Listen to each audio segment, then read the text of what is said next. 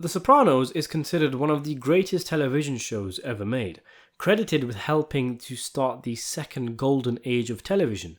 Created by David Chase and starring James Gandolfini in the titular role, the show follows mob boss Tony Soprano as he balances his family life with his role as the head of a criminal organization.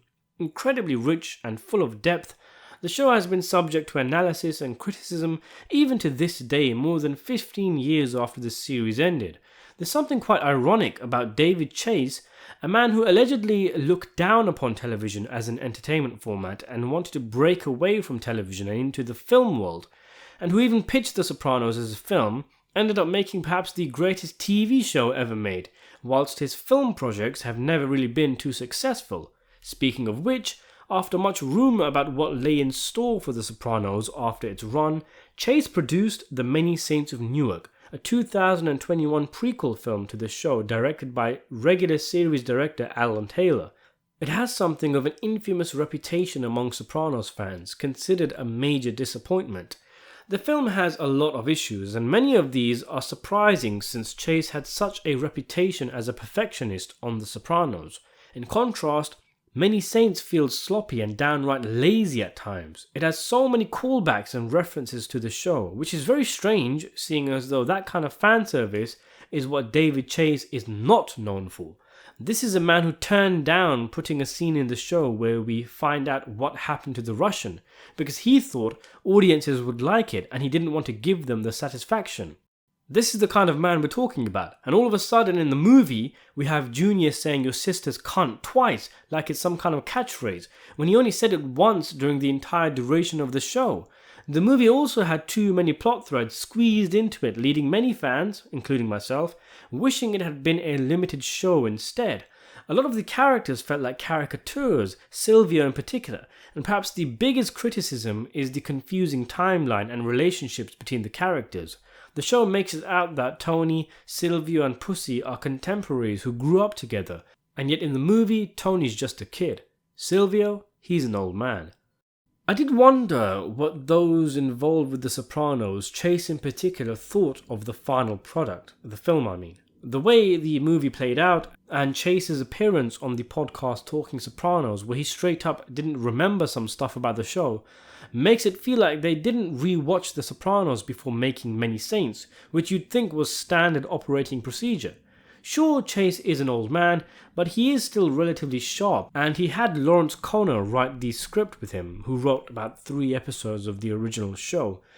Maybe one of the more prominent writers like Terence Winter should have co-wrote the film, because the inconsistencies are quite bizarre.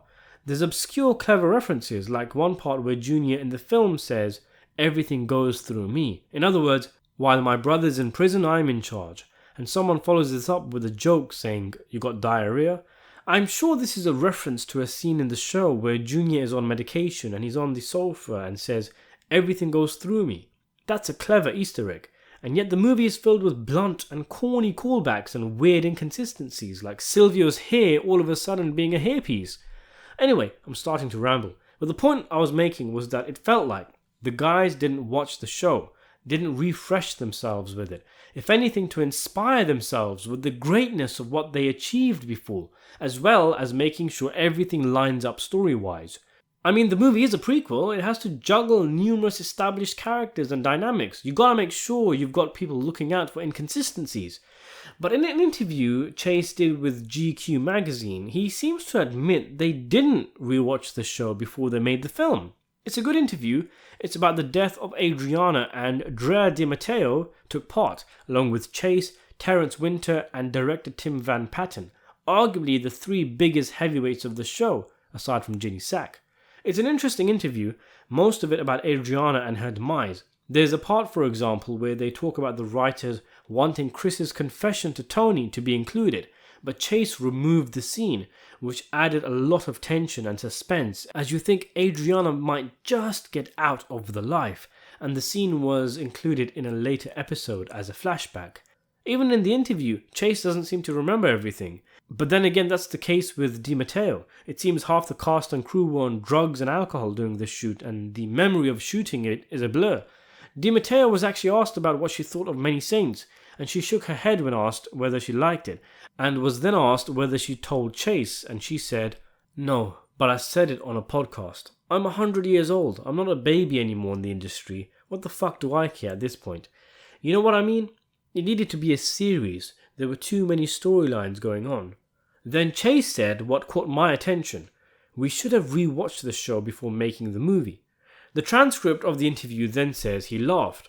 Like, what the hell, man? Did the crew really not rewatch the series before they made the film? Like, maybe you could understand that if the film was a sequel. Maybe they wouldn't need to remember all the specific details of the plot, but the film was a prequel and relied heavily on its relationship to the show. And for Chase to admit they didn't watch the show, especially with how forgetful of it he seems to be at times in interviews, really plays into the idea that the film was a cash grab, that Chase didn't care about it, and other complaints that are launched at the film. Of course, context matters.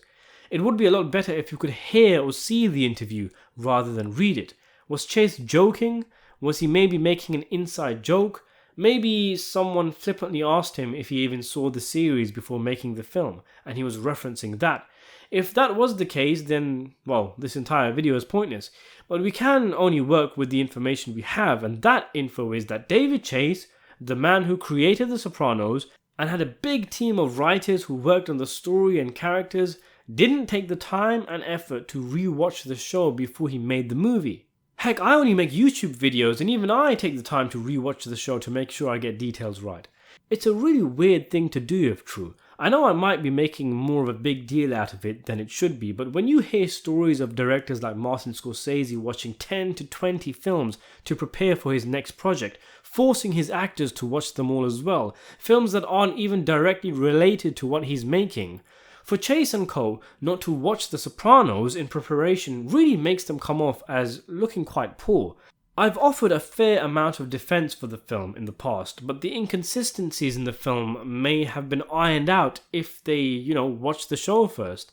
Plus, they may have been reminded of certain shots they pulled off, certain plots they could utilize for the film, all sorts. It wouldn't be a problem if Chase had some kind of encyclopedic knowledge of the show, but he clearly doesn't from the interviews he's done, and he didn't appear to surround himself with Sopranos experts for the film like Winter or writer Mitchell Burgess. Chase saying this after DiMatteo made her comments also implies he doesn't think very highly of the film, if he's laughingly dismissing the picture. So what do you make of Chase saying he should have watched The Sopranos before making The Many Saints of Newark? Let me know in the comments below, and thanks for watching. Before we finish, I'd just like to thank my patrons Nicholas Curtis and Daniel P, and also my channel members Michael Awatwi, Rikers, Damien Irving, Joe Grossberg, the new on Goam 24, Tristan Foss, and Lone Wanderer.